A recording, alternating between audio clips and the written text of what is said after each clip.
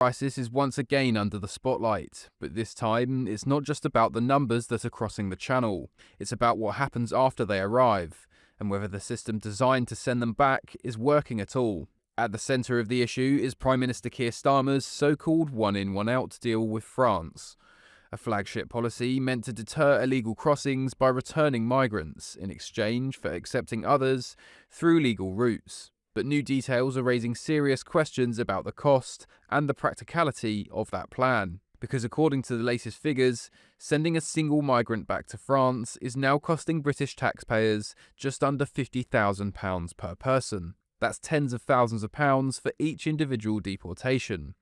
And critics say that figure alone calls into question whether the policy is sustainable or whether it's delivering value for money at all. But the cost is only part of the story, because behind the scenes another issue is emerging, one that could be quietly undermining the whole system.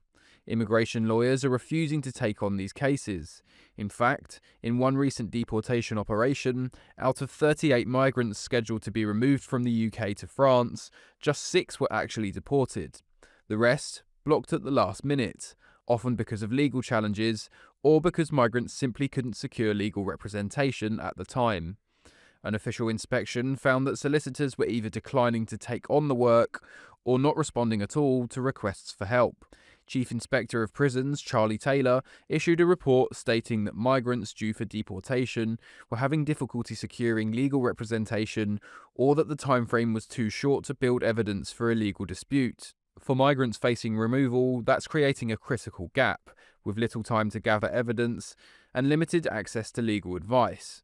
And for the government, it raises a difficult question. How do you enforce deportations if the legal system around them isn't functioning? Some lawyers are pointing to the realities of the job: low pay, high workloads, and the increasing pressure tied to high-profile immigration cases. One experienced immigration lawyer who has represented migrants has said that there is a lack of solicitors that are trained in immigration law.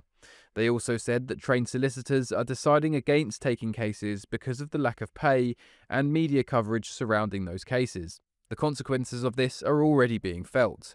Flights scheduled to remove migrants are being disrupted, and legal interventions are delaying departures. The government are now facing pushback to the one-in, one-out scheme as they face legal challenges from a group of 16 migrants.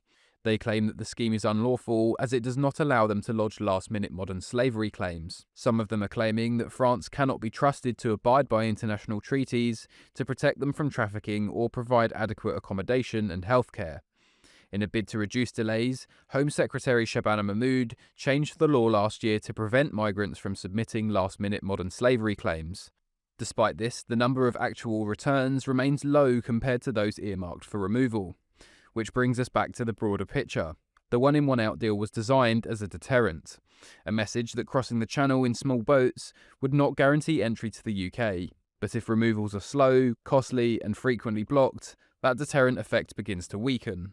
At the same time, the UK continues to face pressure from ongoing small boat crossings.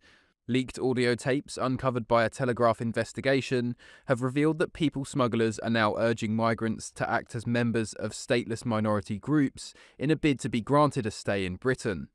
Every time your phone connects to public Wi-Fi, anyone nearby